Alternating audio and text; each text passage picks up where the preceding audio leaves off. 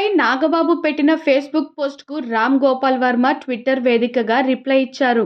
RGV ప్రాణానికి వచ్చిన భయమేమీ లేదని, హీరో మరియు విలన్ కొట్టుకుంటుంటే మధ్యలో కమెడియన్‌ని ఎవరూ చంపరు అని నాగబాబు పోస్టులో పేర్కొన్న సంగతి తెలిసిందే. సార్, నాకన్నా పెద్ద కమెడియన్ ఎవడంటే నా సినిమాలో మీరు, మీ తమ్ముడి దగ్గర డబ్బులు అడుక్కుని టీ తాగి పడుకోండి అని ట్వీట్ చేశారు. గుజరాత్ తీరంలో సముద్ర గర్భంలో మునిగిపోయిన ద్వారకను చూడటం సాధ్యమేనా? అవును, దీనిని సాధ్యం చేస్తామంటోంది అక్కడి సర్కార్. శ్రీకృష్ణుడు నడయాడినట్లుగా చెప్పే ద్వారకను సబ్‌మెరైన్‌ల ద్వారా పర్యాటకులకు చూపించే ఏర్పాట్లు చేస్తోంది. ఇందుకు ముంబైలోని మజాగాన్ నౌక నిర్మాణ సంస్థలో ఒప్పందం కుదుర్చుకుంది. దీనిలో ఒకేసారి 24 మంది పర్యాటకులు సముద్రంలో 300 అడుగుల లోతుకు వెళ్లేందుకు వీలు కలుగుతుందని అధికారులు తెలిపారు. కరోనా సబ్ వేరియంట్ JN.1 కేసులు దేశంలో క్రమంగా పెరుగుతున్నాయి. కొన్ని మరణాలు కూడా సంభవించాయి. అయితే ఈ వేరియంట్ గురించి భయం అక్కర్లేదని ICMR మాజీ డైరెక్టర్ జనరల్, ఎయిమ్స్ కార్డియాలజీ ఆచార్యులు డాక్టర్ బలరాం భార్గవ్ అన్నారు. అప్రమత్తంగా ఉండాలని సూచించారు. కరోనా టీకాలు తీసుకున్న వారు మళ్లీ టీకా వేసుకోనక్కర్లేదని తెలిపారు. కోడిగుడ్డు ధరలు సామాన్యులకు షాక్ ఇస్తున్నాయి. మొన్నటి వరకు ఒక ఎగ్ ₹6 వచ్చేది. ఇప్పుడు 7 అయింది. వినియోగంతో పాటు కోళ్ల దాణా ధరలు పెరగడమే ఇందుకు కారణమని వ్యాపారులు చెబుతున్నారు. అలాగే చలి తీవ్రత వల్ల గుడ్లు ఉత్పత్తి తగ్గిందని, ఇదే పరిస్థితి కొనసాగితే రేట్లు మరింత పెరిగే అవకాశం ఉందని వివరించారు. దేశవ్యాప్తంగా గుడ్ల ధరలు పెరిగాయని పేర్కొన్నారు. సీఎం జగన్ కాన్వాయ్పై ఓ వ్యక్తి రాయి విసిరిన ఘటన ఆలస్యంగా వెలుగులోకి వచ్చింది.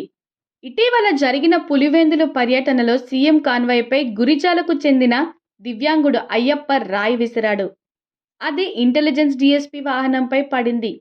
దీంతో అతడిని అదుపులోకి తీసుకొని తీవ్రంగా కొట్టినట్లు సమాచారం.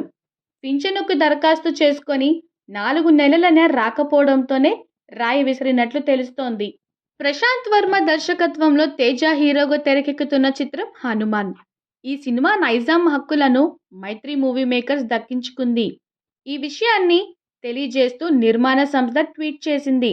కాగా సినిమా నైజాం హక్కులను 7 నుంచి 8 కోట్లకు దక్కించుకుందని సమాచారం.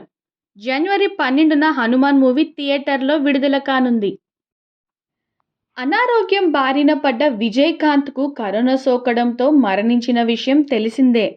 కానీ గతంలో ఆయన చేసిన ఓ గొప్ప పనిని ఇప్పుడంతా గుర్తు చేసుకుంటున్నారు.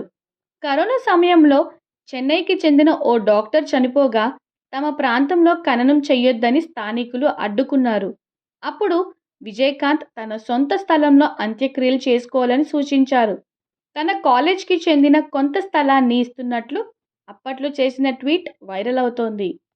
ప్రముఖ నటుడు విజయకాంత్ మృతి పట్ల స్టార్ హీరో సూర్య సంతాపం తెలిపారు. ఆయనతో కలిసి పనిచేయడం, తినడం, మాట్లాడిన సందర్భాలు ఎప్పటికీ మర్చిపోలేను. ఆయన ఎప్పుడూ ఎవరికీ నో అని చెప్పలేదు. ఎంతో మంది ఆర్టిస్టులకు సాయం చేశారు. అన్నన్ విజయకాంత్ కుటుంబ సభ్యులకు ప్రగాఢ సానుభూతి తెలియజేస్తున్నాను అంటూ సూర్య ఓ వీడియో విడుదల చేశారు. అయోధ్యలో రామ మందిరం కోసం భారీ గంట సిద్ధమైంది. సుమారు 600 కిలోలు ఉన్న ఈ గంట అయోధ్యకు చేరుకుంది. ఈ గంటను మోగిస్తే దీని ప్రతిధ్వని 8 నుంచి 10 కిలోమీటర్ల వరకు వస్తుందని తయారీదారులు చెబుతున్నారు. సహజంగా గంటను మోగిస్తే టంగ్ టంగ్ అంటూ శబ్దం వస్తుంది. కానీ ఇది ఓంకారం ప్రతిధ్వనిస్తుందంట.